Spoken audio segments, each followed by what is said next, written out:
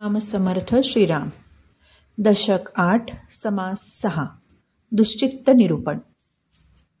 मानवाच्या अंतिम ध्येयाच्या बद्दल श्रोत्यांनी समर्थांना प्रश्न विचारलाय. आजचा माणूस अत्यंत उतावीळ. तो म्हणतो, सत्पुरुषांच्या संगतीनंतर किती दिवसांनी मुक्ती मिळते? समर्थ म्हणतात, जर संपूर्ण विश्वास ठेवला तर ताबडतोब आत्मज्ञान होऊन मुक्ती मिळते. पण माणसाच्या दुश्चित्तपणामुळे त्याचा विश्वास बसत नाही. मग हे चित्त दुश्चित्त का होतं? अनेक कारणं आहेत. ती कारणं समर्थ सांगतायत.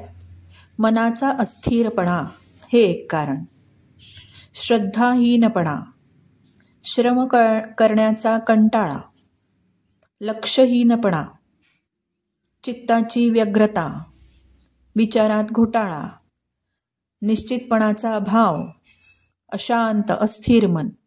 कारणं अनेक आहेत, पण समर्थच ते त्यावर उपायही सांगतात. उपाय काय? तर निरनिराळ्या वस्तूंकडे जे मन धावतं ते थांबवता आलं पाहिजे. मग याकरता वेळ वाया जाऊ देऊ नये. फोकस ठेवला पाहिजे. जे ध्येय आहे त्या दृष्टीने काम केलं पाहिजे.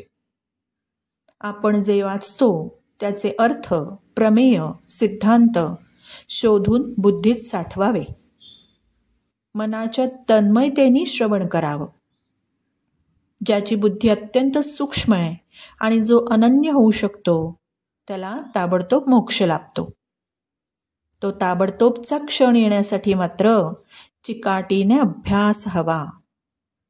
स्टार नोट म्हणतेय, जो जीव प्रज्ञावंत आणि श्रद्धावंत असतो त्याला संतांकडून संक्रमित झालेली आत्मशक्ती पचते. श्रीराम समर्थ श्रीराम.